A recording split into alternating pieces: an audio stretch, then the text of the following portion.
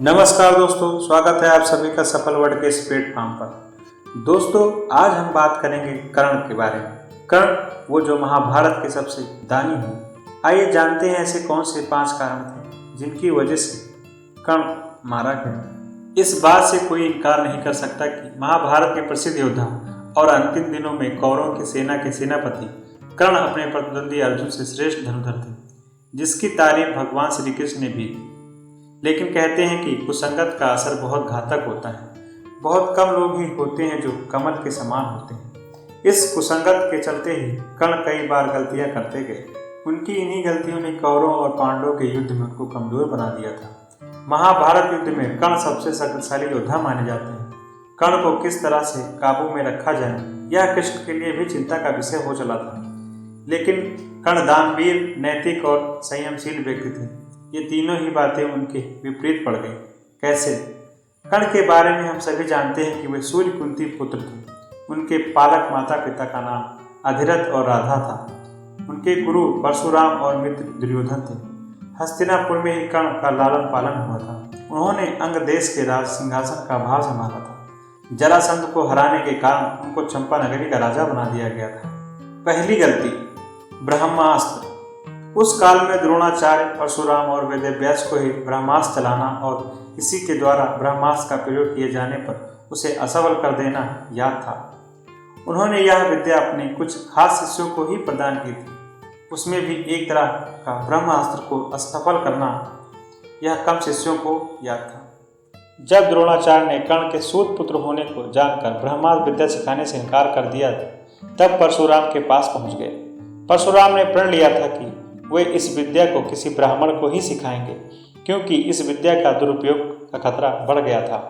कर्ण यह सीखना चाहता था, तो उसने परशुराम के पास पहुंचकर खुद को ब्राह्मण का पुत्र बताया और उनसे यह विद्या सीख ली। परशुराम ने ब्रह्मास्त्र के अलावा कर्ण को अन्य सभी अस्त्र शस्त्र की शिक्षा दी।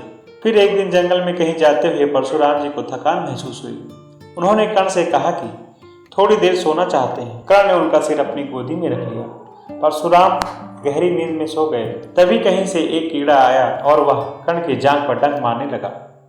कर्ण की जांघ पर घाव हो गया, लेकिन परशुराम की नींद खुल जाने के भय से वह चुपचाप बैठा रहा। घाव से खून बहने लगा। बहते खून ने जब परशुराम को छुआ तो उनकी नींद खुल गई। उन्होंने कर्ण से पूछा कि तुमने उस कीड़े को हटाया क्यों नहीं? कर्ण ने कहा कि आपकी नींद टूटने का डर था, इसलिए। परशुराम ने कहा कि किसी ब्राह्मण में इतनी सहनशीलता नहीं हो सकती। तुम जरूर कोई क्षत्रिय हो। सच सच बताओ। तब कर्ण ने सच बात बता दी। क्रोधित परशुराम ने कर्ण को उसी समय श्राप दे दिया कि तुमने मुझसे जो भी विद्या सीखी है वह झूठ बोलकर सीखी है। इसलिए जब भी तुम्हें इस विद्या की सबसे ज्यादा आवश्यकता होगी, तभी तुम इसे भूल जाओगे। कोई भी दिव्यास्त्र का उपयोग नहीं कर पाओगे। लेकिन अब यह सवाल उठता है कि यदि वह झूठ नहीं बोलता तो सच बताकर क्या परशुराम उसे विद्या सिखाते? नहीं सिखाते। तब वे किससे सीखते? निश्चित ही यह भूल थी, लेकिन भूल नहीं भी थी। दूसरी गलती, कवच और कुंडल।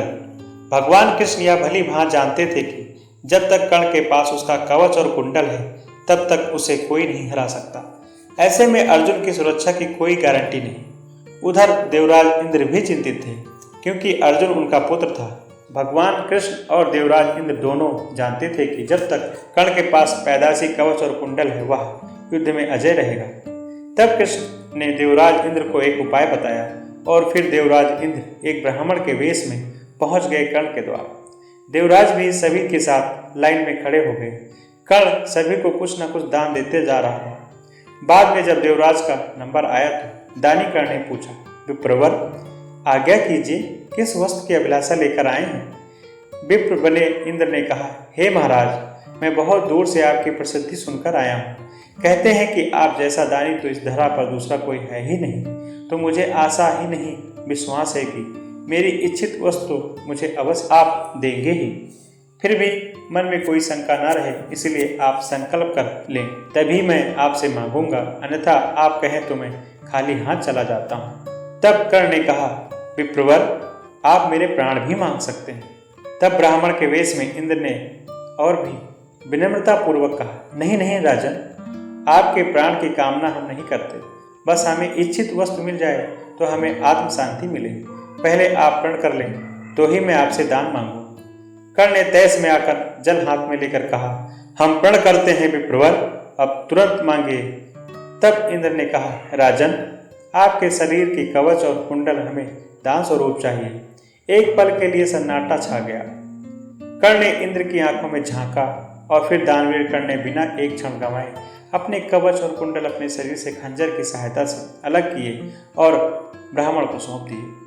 इंद्र ने तुरंत वहां से दौड़ लगा दी और दूर खड़े रथ पर सवार होकर भाग गए, इसलिए कि कहीं उनका राज खुलने के बाद कर्ण बदल न जाए। कुछ मील जाकर इंद्र का रथ नीचे उतरकर भूमि में धंस गया। तभी आकाशवाणी हुई, देवराज इंद्र, तुमने बड़ा पाप किया है। अपने पुत्र अर्जुन की जान बचाने के लिए तूने छल पूर्वक कर्ण की जान खतरे में डाल दी है। अब यह रथ यहीं धंसा रहेगा और तू भी यहीं धंसा रहेगा। तब इंद्र ने आकाशवाणी से पूछा, इससे बचने का उपाय क्या है? तब आकाशवाणी ने कहा, अब तुम्हें दान दी गई वस्तु के बदले में बराबरी की कोई वस्तु देनी होगी। इंद्र क्या करते, उन्होंने यह मंजूर कर लिया। तब वे फिर से कर्ण के पास गए, लेकिन इस बार ब्राह्मण के वेश में नहीं। कर्ण ने उन्हें आता देखकर कहा, देवराज, आदेश करिए, और क्या चाहिए? इंद्र ने झेपते हुए कहा, हे दानवीर कर्ण, अब मैं याचक नहीं हूँ, बल्कि आपको कुछ देना चाहता हूँ। कवच कुंडल को छोड़कर मांग लीजिए, आपको जो कुछ भी मांगना हो।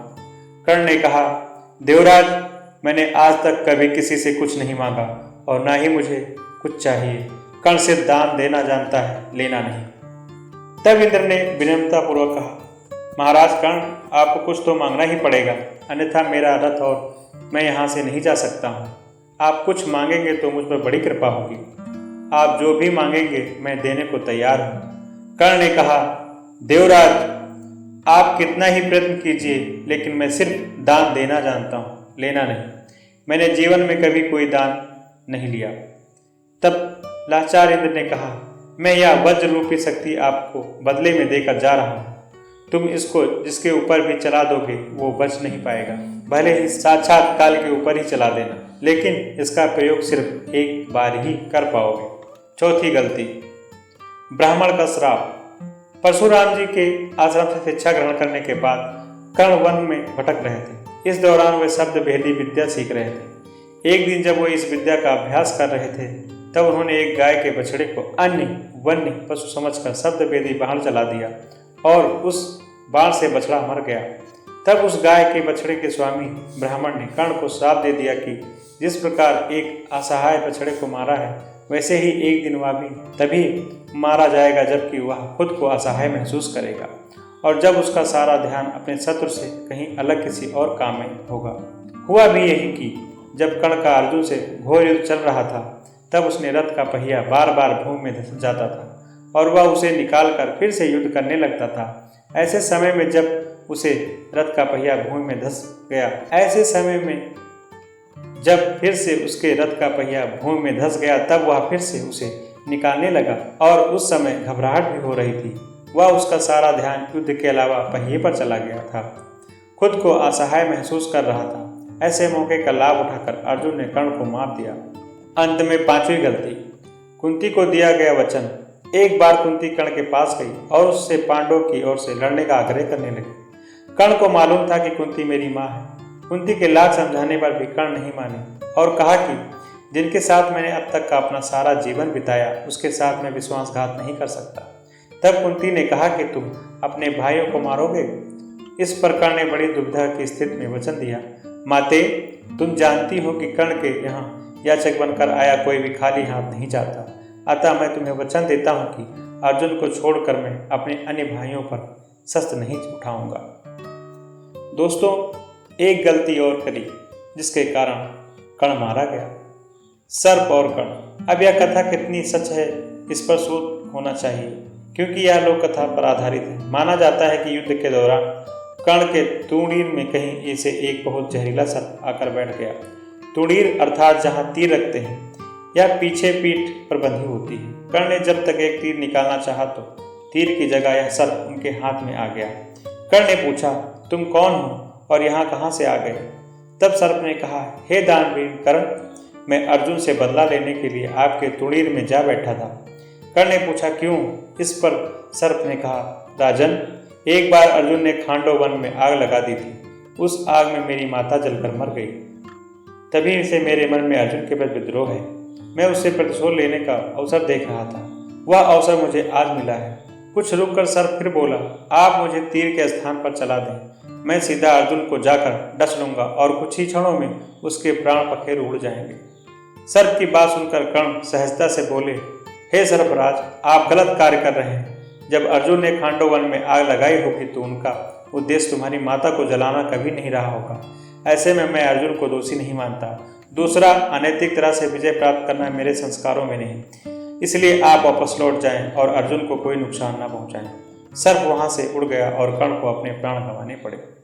दोस्तों, ये रोचक जानकारी अगर आपको अच्छी लगी हो तो प्लीज़ लाइक करें और कमेंट्स करें। हमारे चैनल पर अगर नए हैं तो प्लीज़ इसे सब्सक्राइब करना बिल्कुल भी मत भूलें। Thank you so much.